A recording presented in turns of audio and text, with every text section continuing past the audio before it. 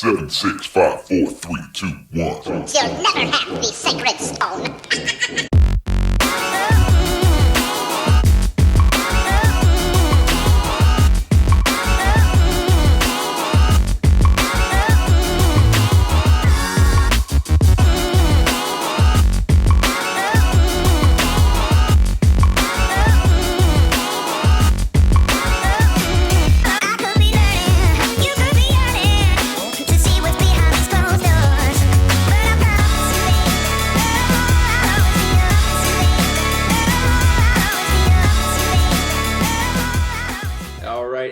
To another edition of the Vegas Squares podcast. We're sitting here in the virtual Zoom studio, and it's no green jacket, but it looks like Johnny PARR has walked away with the blush azaleas from Masters Weekend. We are back. We haven't actually been on since Masters Weekend, so a little bit of a Masters hangover, if you will. But gentlemen, I will say this: you guys can all kind of answer this at your own pace here, but who's having a better 2020 than Dustin Johnson? I mean, good Lord.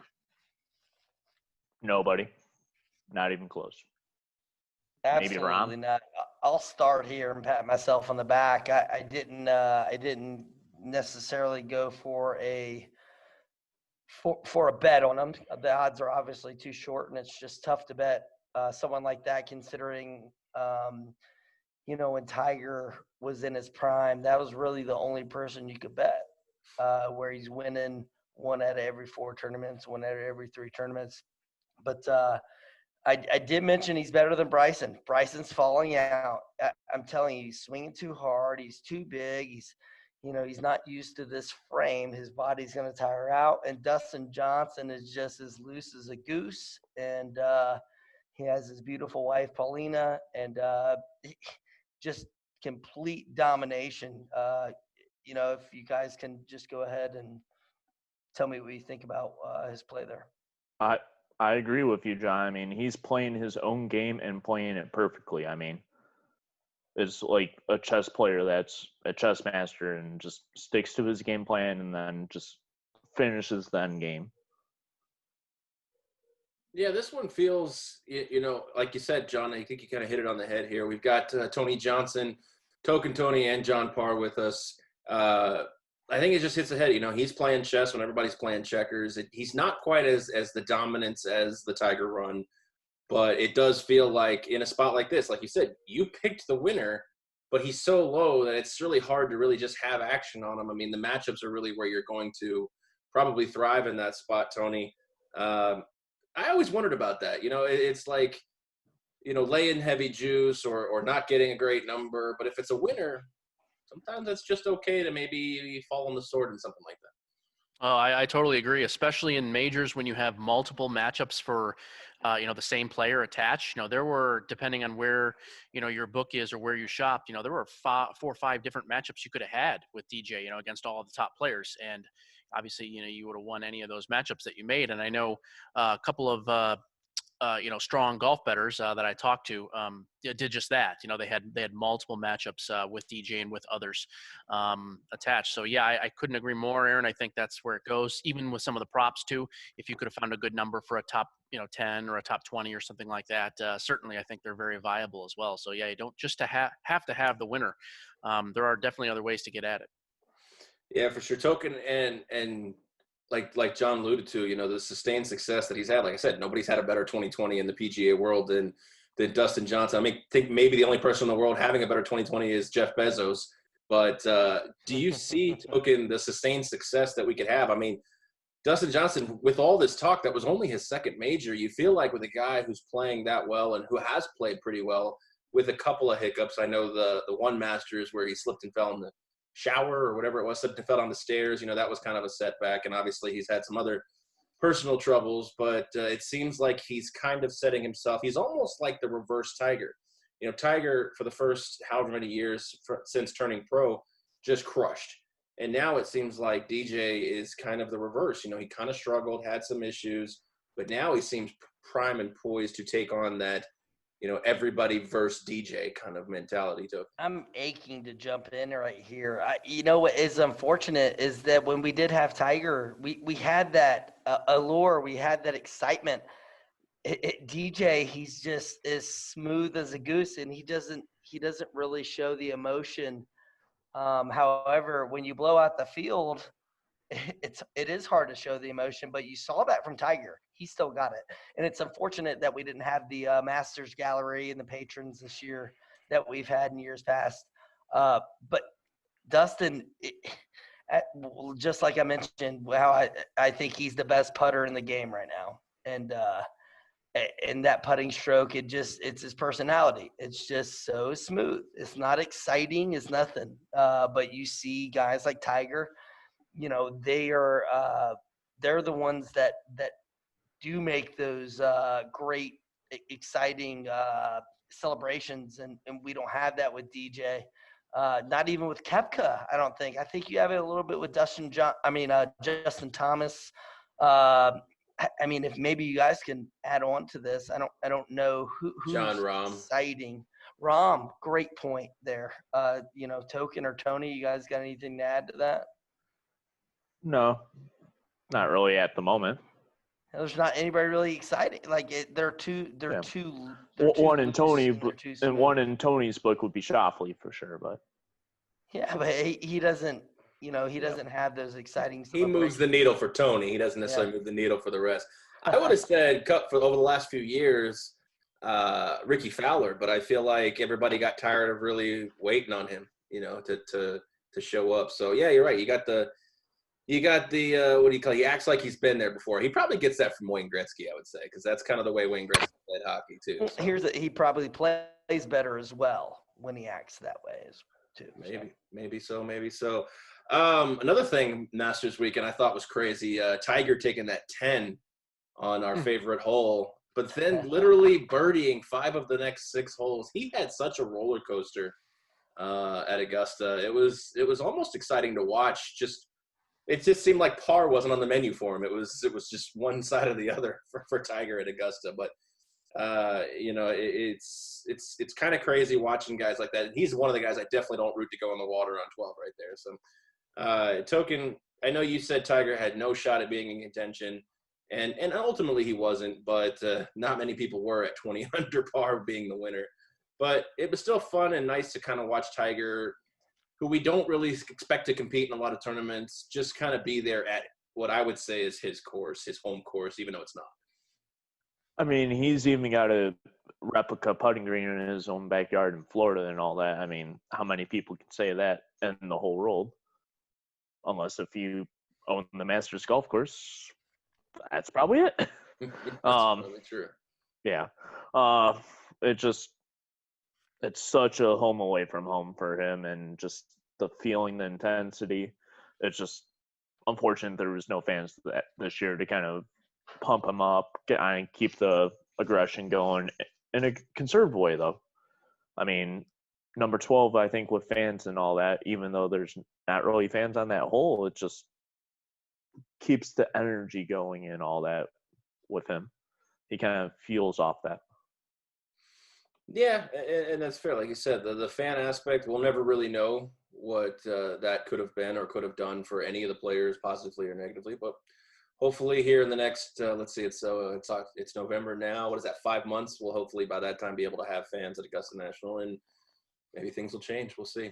But this week we've got the Mayakoba Classic in Mexico, which – doing my research, I'm new to a lot of these tournaments, probably newer than you guys are, but I didn't realize that this was actually the first PGA event that was ever played outside of the United States. That was kind of an interesting fun fact I saw.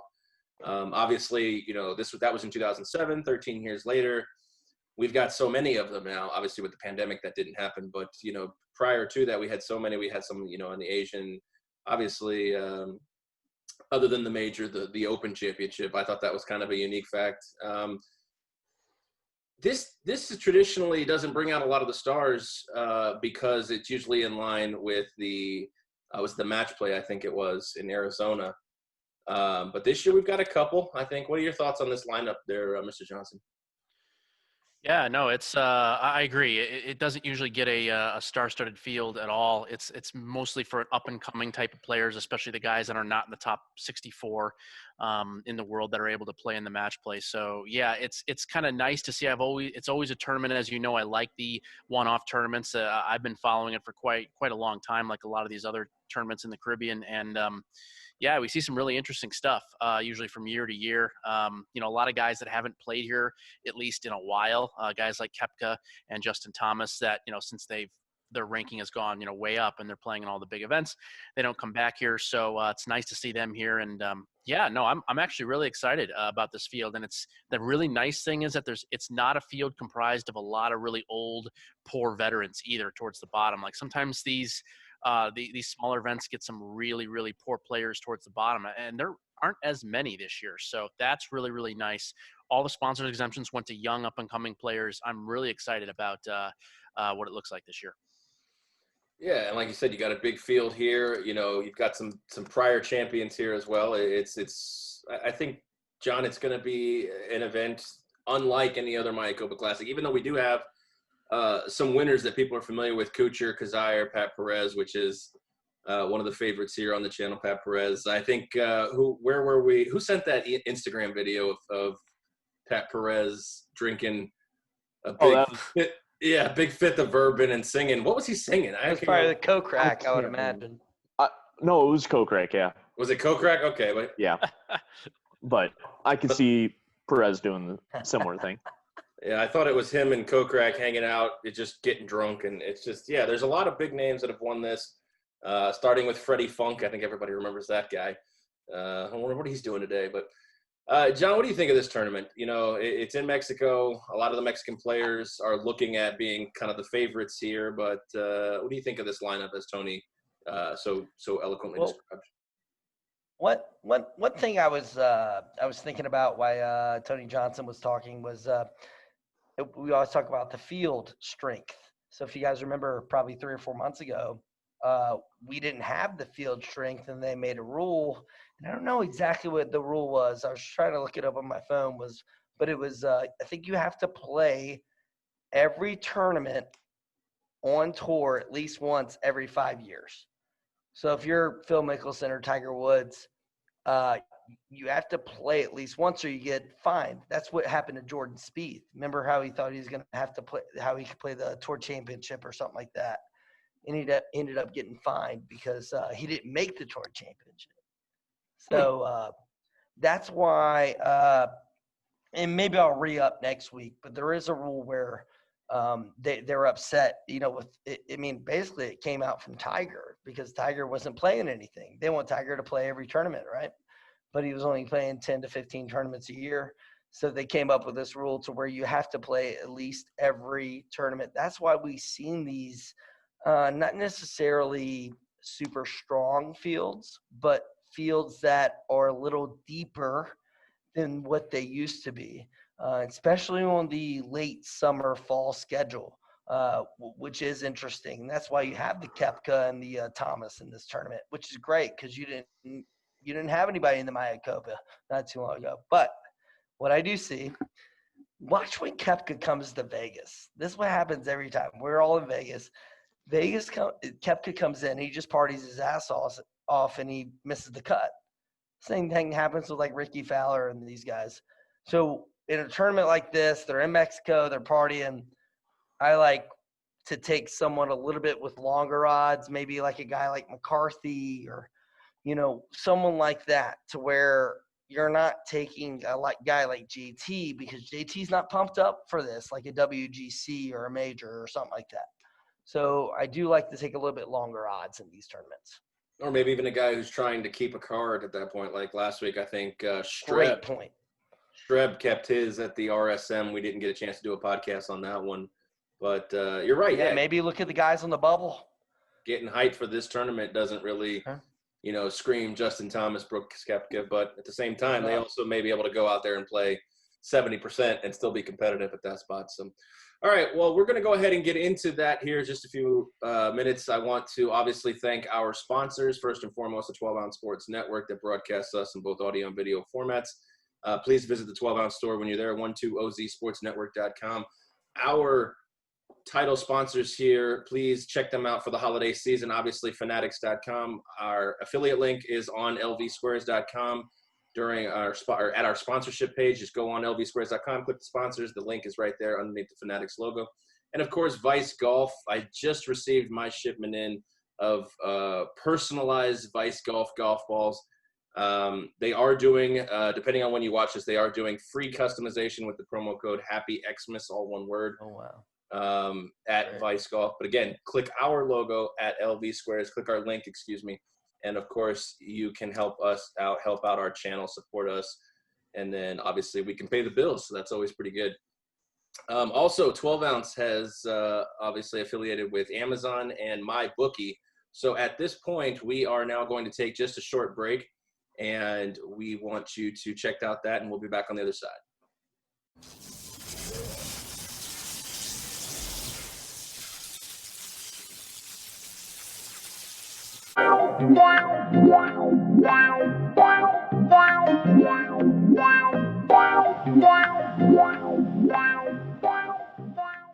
Welcome to MyBookie.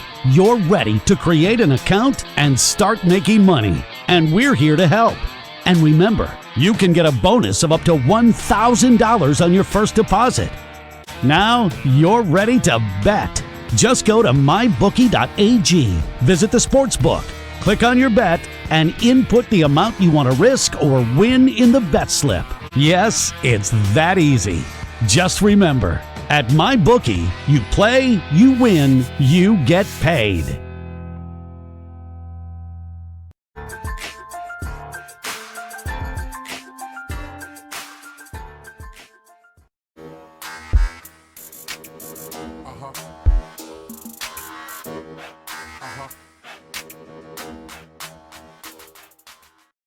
At Amazon, we're pretty good at getting things done. We're pretty good at solving problems.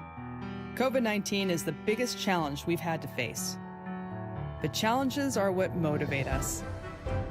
Like flying masks to our employees around the world. We're doing everything we can to get you what you need, and doing everything we can to keep our people safe. I'm former Navy pilot Sarah Rhodes, and I'm proud to lead our Amazon Air network.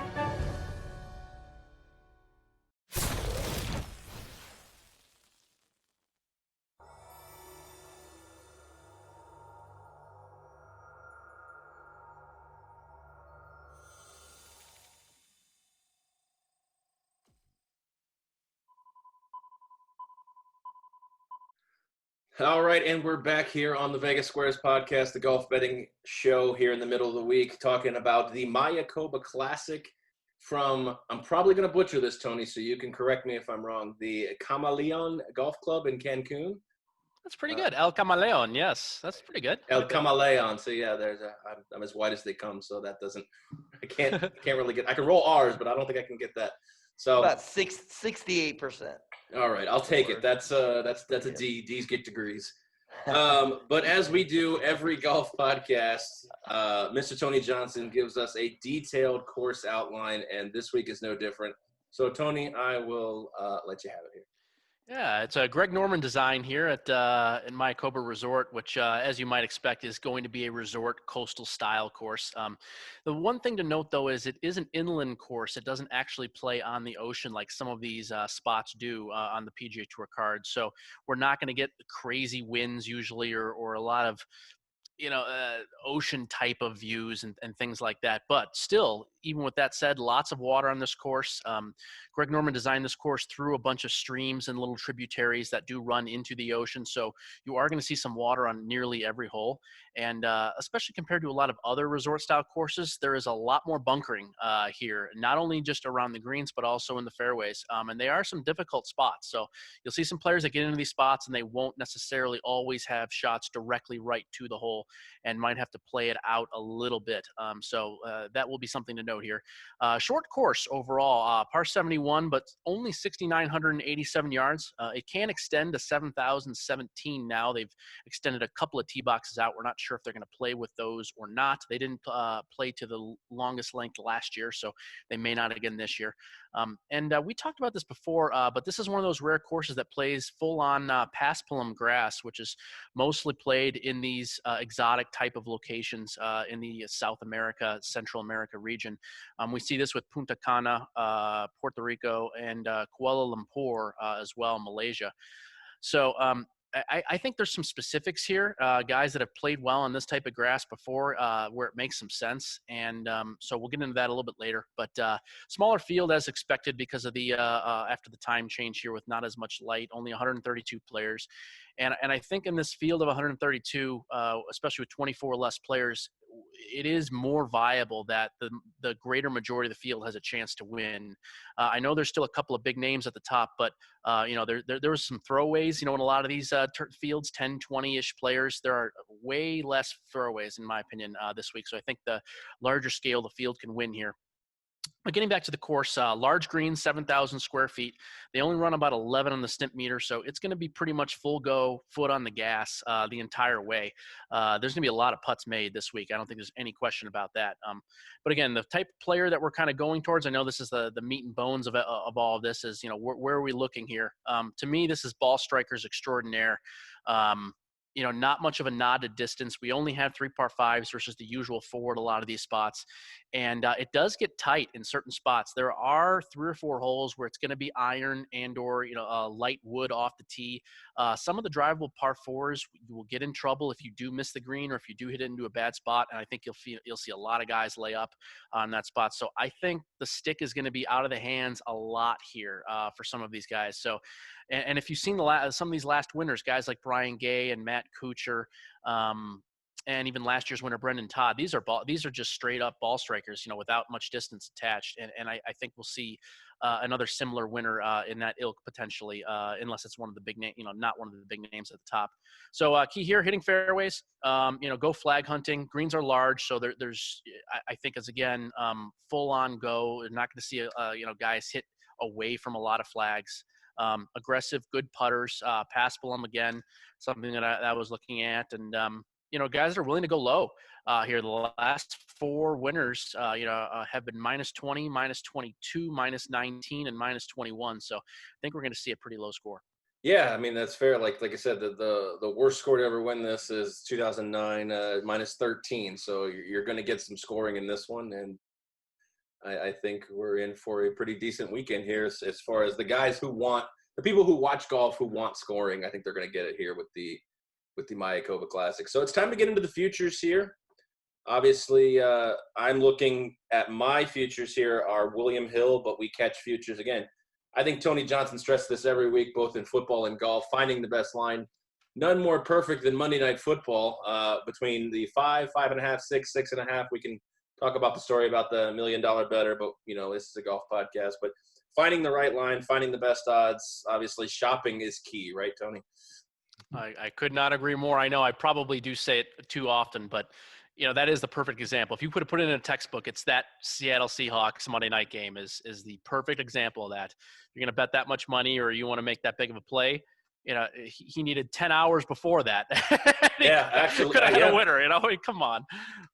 You can't bet 6.5. Just can't do it. Tough. So, all right, again, the favorite in this one is Justin Thomas at plus 650 here on William Hill, followed by Brooks Koepka at 11-1. So we're going to do it as we do for most of them that aren't majors. We are going to do anyone in the double digits. So, again, Justin Thomas at 650, all the way down to Brian Stewart at 90-1. So, Token, I'm going to start with you here on the futures bets in the first tier. I only have one on this list, and that is Alex Noren at 70-1. Used to be my nemesis, but I think I'm coming around on him. He seems to be playing good softening, golf. Yes. But I haven't bet him yet. So the minute I bet him is when he's going to shit the bed again there. So. He's played well in the majors. That's true. So, John, what do we got here in the futures market here in the first tier? As I mentioned before, I'm not looking for a favorite this week. I think this is something where it's going to be a first-time winner. One of those type people. And one guy you got is Victor Hovland at 22-1 right now on DraftKings. He's been around. He's had a bunch of top 25s. He just needs that magical Sunday. I can't remember what tournament over the summer that he contended in, but that he took the lead in. But that's what happens with every single PGA Tour golfer is that they always have to get their nicks and bruises before they're able to win a tournament. And I feel like even though he's young, he is a U.S. amateur champion, and it's time for him to win. At 22-1, he is sort of a favorite, but it's worth the flyer. And then the other one, I got a couple more. I'll just go through them right now. Is a guy like Carol Varner. I think he has one win on tour right now, and he's one of the guys that gets hot. He's at 66 on DraftKings. And then, like I said, the hot putter McCarthy, he's been hanging around the leaderboard lately at 90-1. Just throwing flyers out there. If you're an amateur bettor, throwing $5 on each of those guys. Even if you hit Hovland, that's $110. It's a $105 profit. And plus you get a great sweat, because the best part about betting golf is you get 4 rounds instead of 1 round, just like football or baseball. Yeah, touche. I like the Hovland pick, and like you said, Den McCarthy with the hot putter, 90-1. He's at 80-1 here on William Hill, but you're right, $5 can get you a nice little steak dinner if it cashes. Tony, what are you thinking here, Token? Or not Token, but Tony Johnson. Yeah, I'll first start quickly. I'll push back a little bit on what John said earlier. I think the top end guys are very viable this week. Now, again, I don't want anything to do with Justin Thomas at 6.5-1 or Koepka at 11 that he is here, but Justin Thomas has excelled greatly in these events late in the year. He's won twice in South Korea, those one-off events. He's done extremely well in Hawaii, in January when they play, and he does really, really well in these off-season spots. He's talked about being dedicated and not taking it easy. And Koepka, same thing. I heard him talk these last couple of days in Mexico. And he seems like he's ready to go. He's coming off back-to-back top 10s, including one at the Masters. And he says he wouldn't be here if he didn't want to win badly. And he's sick of hearing it about majors. And he had a pretty plain interview. So, again, I'm not laying I don't want to bet on these guys. I'm just saying that I think that there is a decent chance that we do see a win from one of those two. So that being said, I'm a little bit more careful than usual this week. I do not have a lot of action on some of these guys. So the only guy I do have here in this in these double-digit numbers is Billy Horschel at 40-1. Billy has said that he's been playing his best golf, or at least swinging the club the best he has in the last couple of seasons. He just changed caddies again a couple of months ago, and he says he's really in the best spot here in regards to figuring out a course and being on the same page while he's out there. He's 4 of 5 here with 1 top 10, and his only miscut was years ago in this tournament, and he's been comfortable in island type of style courses and play before. And I just think a guy that can get really hot and go really, really low is what we have to have. So at 40-1, I think it's viable. Everything else I'm going to pass on. Noren is tempting. He really is here at this number. I just don't know if he can go low enough, because I think we need someone in the low 20s. So I'm just not sure that he can do it. All right, well, let's move into that second tier. Again, the triple-digit guys. I know I say it every time, but the J.B. Holmes of the world for Tony there. I'm sorry. That was just such a great day watching your – That was fun. I'm glad we were able to do that. Your emotions in the sports book. I think about it every time. It just makes me – What tournament was that, gentlemen? It was in California. It was in California, right? It was maybe Riviera or something like that. I think it might have been Riviera or something. He held off Justin Thomas. He held up Justin Thomas with like 6 holes left. It was incredible. It really was. Yeah. But playing that nice little hard cut. Oh, he didn't miss any. He didn't miss a shot. In the last 6 holes, it was nuts. But the best thing is Tony's sitting there with a 125-1 ticket on JB, and it's a Sunday football, NFL football. Yeah. And there's this one screen in the corner that's got the golf match on. It's true. And I mean, just the elation and the oh no's coming out of Tony in the sports book. Everyone else thinks we're NFL related. Just a great day. Be damn lying, or Bears fans. And the beer was flowing. No, that was a whole totally different. The Bears game was totally different, but that was fun. Isn't that the best part about Las Vegas, gentlemen? Is when you're in a sports book and you hear a cheer and you look at the screens to see like what game was that. Yeah, what's going on? It's a great part about living in Vegas. And it was just a golf match right on the side, and I think they were even trying to change it to soccer at one point. So it did. Yeah, that's right. Yeah. All right, let's look at these long shots here. Again, starting here at William Hill, Brian Gay at 100-1, all the way down to Roberto Diaz at 350. Not a huge long shot this week, like you said, Tony. 350. Usually we find, the Davis Loves of the world at the 500 to 1,000 range. But Token, I'm going to go back to you here for the long shots. I think I can pick one out that I think that you're betting this week. Okay, go ahead before I mention. All right, I'm going to go with Bryce Garnett. Nope. All right, go ahead. Okay. Yes. But I don't even have that as the tip of cap. So I have one that I bet so far, and that is Camilo Villegas. I got him at 150 to 1. Now he's down to 125 on William Hill. And then I have two tip of the cats. One to Nate Lashley at 250 to 1, and then Austin Ecorat at 300 to 1. Nice. That's it. I like it.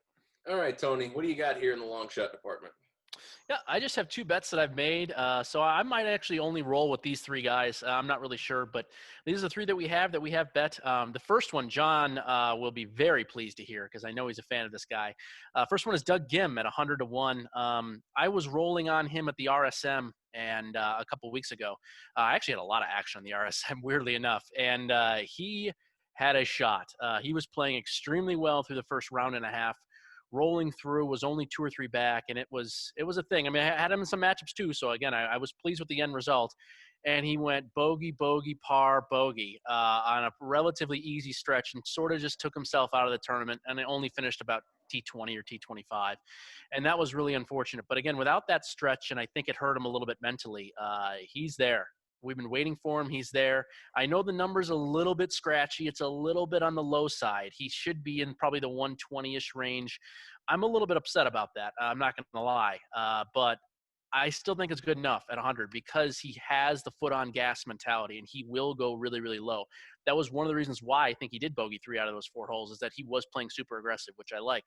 So we're going to have him at 100. And then the third and final guy is Harry Higgs at 150. The second time I'm going to be on Higgs as well. Big up-and-coming player here. He's been hanging around for a while. Really, really big dude. Not necessarily the longest hitter. Looking at his size and stature, he looks like he'd be a bomber. He really isn't. He's actually a really, really good wedge player, kind of a la John Daly in the sense of you expect kind of not much, from the short game, but it's one of the better parts of his game. And when Harry struggles, it's really on the greens usually, like actually putting wise. But this week, if you just get hot, here and there, because it's such a ball striking type of spot here, I think Higgs is viable here at 150. So I'm not quite sure. I'm sorry, I don't know what his number is at William Hill. I just know I got 150. He's 150. Yep. Okay, beautiful. So 150 here at William Hill as well. Those are my my two guys in this level. All right, John, find me a JB Holmes. I didn't have anything here, honestly. I'm just going to expound on what Tony said. First of all, what a great name, Harry Higgs. Good name. That is a wonderful golf name, I'll tell you that. One of the best. But I do love the comparison to John Daly, and that's something that people didn't know about John Daly. If you watched him around the greens, just how smooth he was. And you see that a lot with Phil Mickelson, with his long flowing swing. But John Daly, he was unbelievable around the greens. Might not have been the best putter, might not have been the best, but he could drive the hell out of the ball. And then when he missed the green, he can get up and down, and that was amazing. And then I love it that you mentioned Doug Gilm. And that's what we talk about with getting those nicks and bruises in before you win a tournament. So that's a great couple of picks. Mostly because of the name with Harry Higgs. Doug Gim because of the game. Harry Higgs because of the name. Doug Zims because of the game. Yeah, and if Gim does not perform well here, he may have to keep his status. He may have to re-keep his status on the Corn Ferry Tour in the finals this year. So. Interesting. Maybe some extra added motivation to do well and put some money in Tony Johnson and hopefully your pocket if you tail. I'm going to continue on the Wesley Bryan train, throw another $10 this week. Hopefully one day that I love watching their YouTube videos. So I'll donate to the cause. May I interject and throw you a story in about Wesley Bryan? Absolutely. So whenever he won at Harbortown,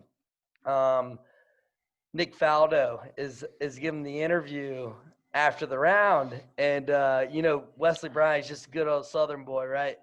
And Nick Faldo says, "Well, was there any part of the round where you were nervous?" And Wesley he says, "Well, I wasn't really nervous. And then on 17T, I threw up in my mouth a little bit, and I guess that's what we would call nervous." Very honest. I like it. Yeah, That was hilarious. Just after he won, he's just and Nick Faldo had a great time with that. After Wesley Bryant admitted he threw up in his mouth, he was so nervous on 17. Yeah, that would be the nerves right there. So, all right, let's look at these matchup bets here. Token, I know you're the matchup. I don't want to say the king, but you're the matchup guru. So I'm going to go to you last, even though I went to you first on the futures here. So Tony, I'm going to ask you for your matchups. Any props you have, tops, finishing, anything like that? Go ahead. Perfect. Yeah, I'll start with the prop quickly here. I know I've been mentioning how I think it's going to be a pretty low score, and there's no doubt about that. But the weather's going to play a little bit into this as well. It looks like we're going to see some rain, or at least thunderstorms, Thursday through Saturday at some point. I do think we'll probably get a Monday finish, which will have pretty much perfect weather. But even with all that said, and with how soft the course is, you can find some numbers out here. In fact, the two places that I found the number for the winning score is 261.5. And we're dealing with a 284 score, so that's 23. Minus 23. Well, we haven't ever seen a minus 23 on this course, and we have seen this course in its softest, easiest spot before. 2 years ago at minus 22, it was a very, very easy track then. So I'm going to go ahead and play over here. I've already done it. I just think that they're a little bit too aggressive with this number here. Because if I can get 23 as a victory, and they have to get to 24, I mean, that's really, really, really low scoring with only 3 par 5s, remember. So I think that's a good spot here. And, again, only other stuff, I'm not going to play a lot. These top 10 and 20 bets are really kind of only from the offshore type of stuff. We don't see a lot of those for non-majors in Las Vegas. Unfortunately, I only have one offshore account. But, I'm just going to play Billy Horschel. I do have Billy Horschel here at plus 375 to top 10. I'm going to play that one for sure. But the other ones I'm just going to stay away from because I think there's a lot of this is in the matchups. I know Token and I talked about that earlier. I think there's a lot of good matchups here. I'm going to run through them quickly because I want to give some more time to everybody else here. So I'm going to go quick, but here's what we have. So at William Hill, Billy Horschel over Carlos Ortiz, minus 125. This is both a play on Horschel and a play a little bit against Carlos Ortiz. I do think he's a bit overvalued here. With his Mexican descent, I think is being played up a little bit too much. He doesn't actually have that good of a record here on this course. And the fact that he won not too long ago, I'm just not sure. I'm not sure if I'm buying into Carlos Ortiz being an elite player or being in that sort of same level as Billy Horschel. The next one here is Tony Finau over Harris English plus 115. This is more of a play really much against Harris English, who's been playing extremely well, but he's just so overvalued at this point. He should not be a strong favorite against Tony Finau on a course like this. Just makes no sense at all. I really like that one. Joel Damon over Patton Kizzire, I cannot take anymore. We got him at minus 120 a couple of days ago. He's now minus 165 at Will Hill. I don't understand how that has happened, but I will not bet it at 165, but I still like Damon over Kizzire. Doug Gim over John Hugh at plus 100, more Doug Gim love. And then over at a different sports book here, there are 3. I'm just going to reel them off. Billy Horschel again over Will Zalatoris, minus 120. Alex Noren over Gary Woodland at minus 110. And Brooks Koepka over Harris English at plus 125. That is the bet I have the most on this week. At that spot, Harris English is minus 145 against Brooks Koepka. That's one of the worst things I've seen in a long time. So there are my 7 that I have. But like you said, Harris English been playing well, down on Brooks a little bit. They may get money against Brooks Koepka, and hopefully you come in with a nice little payday. I agree.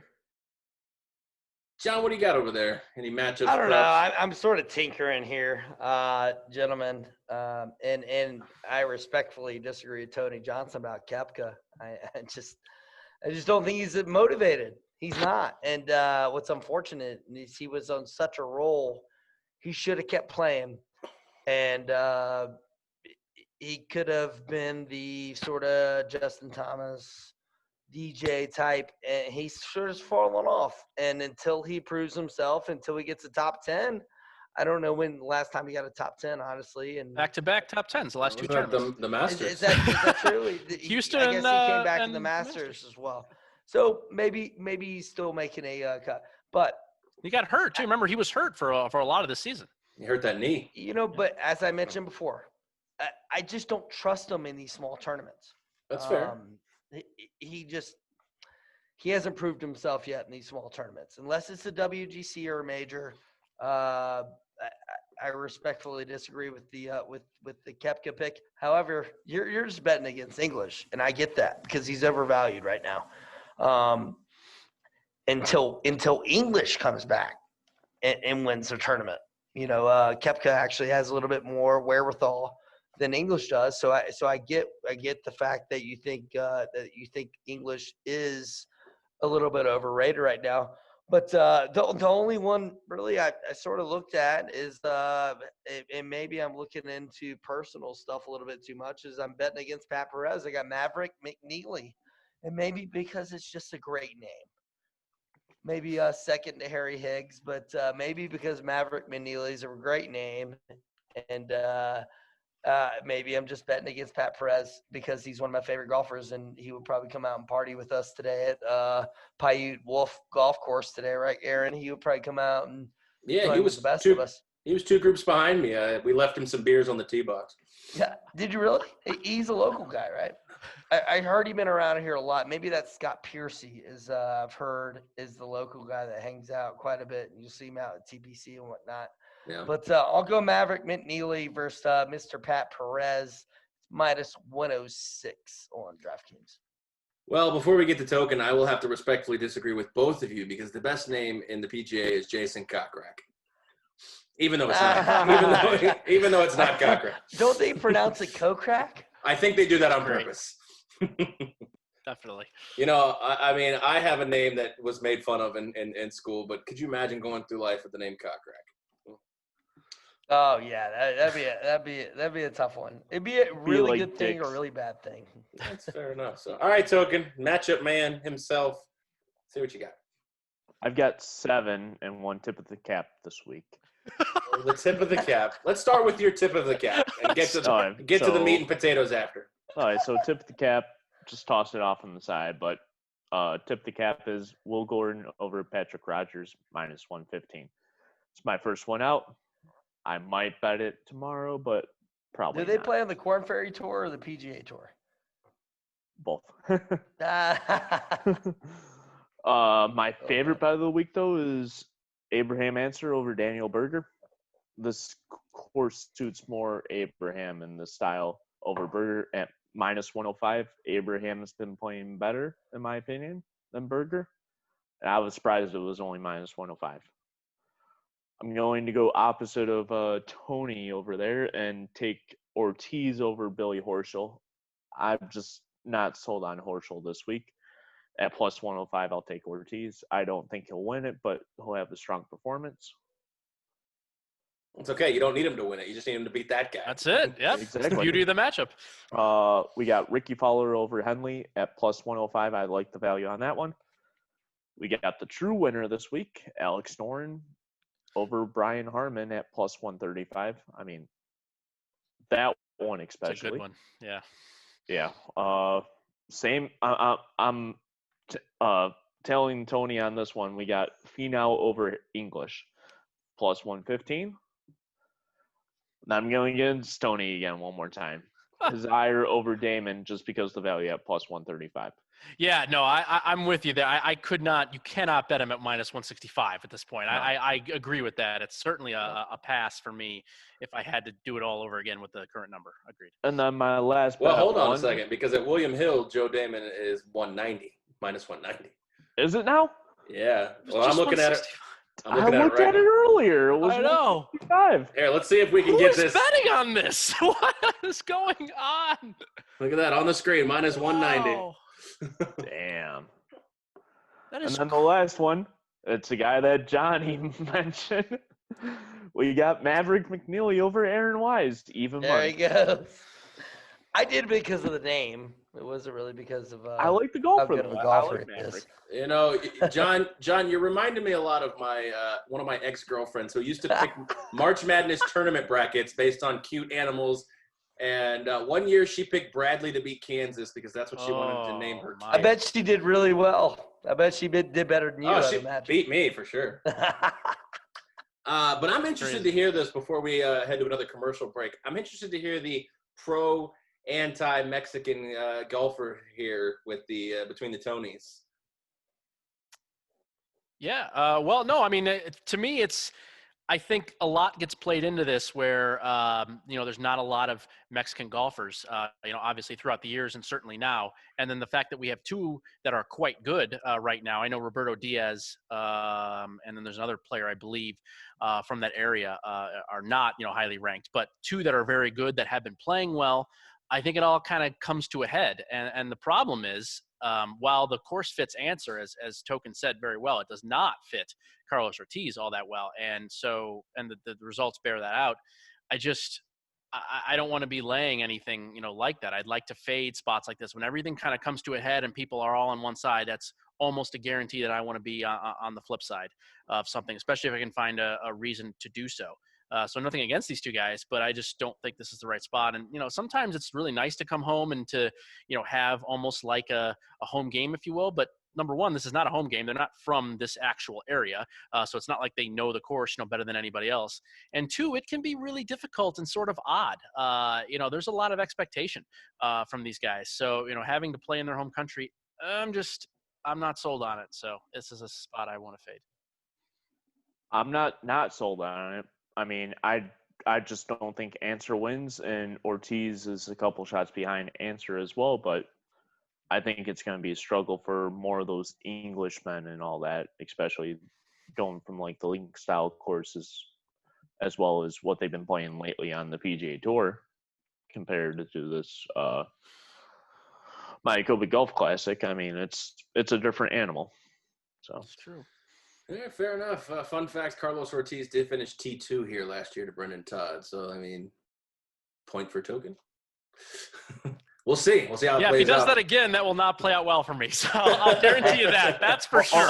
Unless of course wins. Listen, for all the golf gamblers out here, think about it. For Carlos Ortiz to finish second in his home country, he's going to have a lot of pressure on him this year. They say, oh, you're finished second. Are you going to finish first this year? Everybody's rooting for him. They knew he finished second.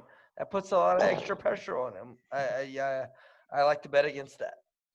And also, the winner has come every year from the United States with the exception of one, Graham McDowell in 2015-16 from Northern Ireland. So you're right. Not that there's a long pedigree of Mexican golfers who are competitive, but if they're ever going to do it, this needs to be the year, I guess, with the two guys. Answer's just playing lights out lately. So. He's great. Yeah, it is a tough fade. It really is because he's just playing so well. I understand. I know. And the fit makes sense. That's why I love the matchup. Yeah, it's fair. It's a fair point. So, all right. Well, we are going to take just a short break to let the sponsors get at you. And when we come back on the other side, we'll have Token Tony's DFS play of the week for DraftKings. And then Tony Johnson will finish it up with a little LPGA action. That's a tongue twister. So we'll see you in about 2 minutes on the other side.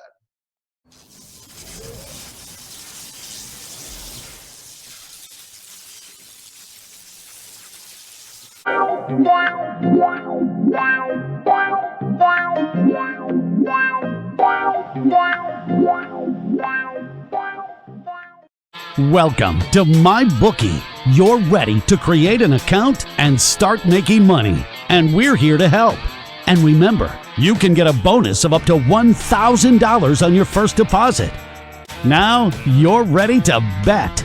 Just go to mybookie.ag, visit the sportsbook, click on your bet, and input the amount you want to risk or win in the bet slip. Yes, it's that easy. Just remember, at MyBookie, you play, you win, you get paid.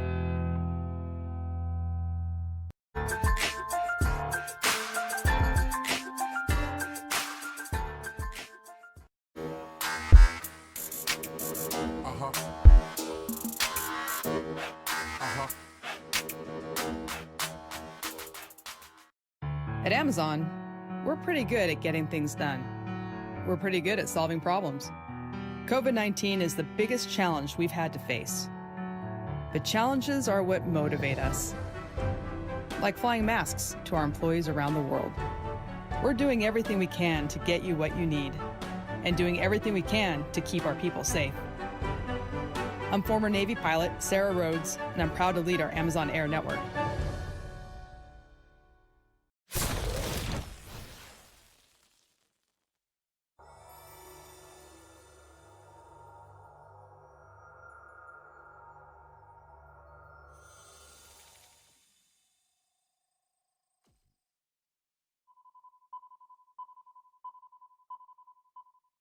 All right, and we're back here with the Vegas Squares podcast, talking about the Mayakoba Classic, and about to wrap it up here, as we do every week.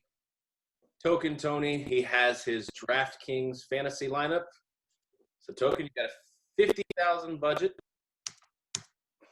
Let's hear it. I left some money on the table this week, and I think I didn't lack value. So I'm going against kind of Tony's thought process on this one, but I don't. Nothing wrong with that. Wait, I think Token's going with the hashtag "fake the fuck out of Tony Johnson" this week. Yeah. A little, yeah. I'm gonna start out with probably a top 5 player in this tournament. We're going with Abraham Answer for 9,900. Moving down, next highest rated player, we got Ortiz at 900. We got the winner, Alex Norton, for 7,900. And then we got the cool cat in town, Maverick McNeely, for 7,200. Yes, man. Yes, sir. We got Bryce Garnett for 7K and Vajegas for 7K, leaving 2,100 on the table. Basement Dweller. Yeah, the basement dweller. It's my favorite one. I like that one. All right. The good part about that is when you play in those big tournaments, that's where you're playing top heavy. So if you are on a low lineup and you hit it, they're going to have those lineups. You're going to come out really strong. I mean, yeah, especially when you've got it's got a little bit of merit to it. Is that if you do hit one of those lineups, you're going to finish higher than you normally would, and just the regular cash. That's fair. I mean, and Token Tony's putting MC Scat Cat in his lineup this week. So. All right, so we're wrapping up here. As we do the other tours, Tony Johnson's got some LPGA action for us here this week. I do. So we got back-to-back weeks here in Southeast Texas, starting out with the Volunteers of America Classic, and then next week is actually one of my favorite tournaments in all of golf, is the Women's U.S. Open, which will be in the Houston area as well. So I'm actually really looking forward to that. I know that may not be the most popular opinion, but certainly a tournament I look forward to each year. But so for this one, Volunteers of America Classic, it is at a new venue. It's a new really event per se. So I've studied the course a little bit and just kind of come up with some names that I think make some sense. So we have 4 futures on this one. So we're going to start with Nasa Haraoka. Actually a favorite. I don't tend to bet a lot of favorites, as you know, but NASA is a 12-1 second off the board here behind NB Park, and she's been playing absolutely lights out, completely on point from top to bottom throughout the whole bag. And if anything ever trips her up, it's like around the greens, chipping and stuff like that. But besides that, I mean, she's just been on point. So we have her at 12. Next, Céline Boutier at 45-1, really good young French player. And then Jennifer Kupcho at 70-1, and then Megan Kang at 80-1, who's now come down to about 65 or 70, depending on where you look at it. Megan Kang, no relation to Danielle, is a really, really strong iron player. And if she gets the rest of her bag together and sometimes has some mental handicaps on the course, she can be a really, really, really strong opponent out there. So I like her to win in the next year or so, and hopefully it's this week. And then a matchup that we're going to go with is the same Nasa Haraoka over Minji Lee, minus 115 that you can find. I believe that's actually here at William Hill. And just a really, really good spot here. You know, Minji's been playing so much golf and has tailed off a little bit here down the stretch. And I think this course is actually going to fit Haraoka a little bit more. It's a little bit shorter. She should do really well. So we're going to load up on that one, on that matchup. And that's what we have so far. So still looking, might have some more later on. But as of Tuesday, that's what we got. All right, sounds good. We got a full card here for you. Hopefully tail the action, make you a little money this week. We got the Mayakoba Classic from Cancun, Mexico. Say that course name for me again. El Camaleon. El Camaleon. Yeah, close enough. Yeah. So, I like Selena Boucher. Celine Boutier. Yeah. Celine Boutier. Excuse me. I like that name. She's got, it's a good name. Yes. Yeah, Yes. might be Good better player. than Harry Higgs. Good player. Harry Higgs just sounds dirty. I just love Harry Higgs. It He just is. does sound dirty. It sounds And he like is. a He's like man. he's a big kind of brawny, just bang. He looks like he's unkempt and dirty out there. I was gonna say he He's just like sounds on like the he's got cover of like a side pit of paper stink. towel, paper towels. Aaron's favorite is what is it? Kurdish Effie Abervonrat. Barnrat? Yes. Oh, yes. Effie Bonrod. Effie I Barnrat. I just love his waistline. It just goes out to here. Awesome. Yeah. The best golfer I ever played with consistently. His name was Brooks Holiday, and he had a chance, to really make things happen, and it didn't happen for him. But Brooks Holiday, that would have been an amazing name as well. Good name, man. Another good one too, yes. All right, well, we appreciate you guys tuning in. Hopefully you checked out the sponsorship page on lvsquares.com. The sponsors were scrolling along the bottom of the screen as we discussed the Mayakoba Classic. And we appreciate it. Obviously, tune in this weekend for our week number 13 picks in the NFL. Who knows? We might get a chance to pick that Ravens-Steelers game if it gets postponed again. So for Tony Johnson, for Token Tony, for John PARR, I am Aaron. We appreciate you listening. Good luck on your bets, and we'll catch you on the next one.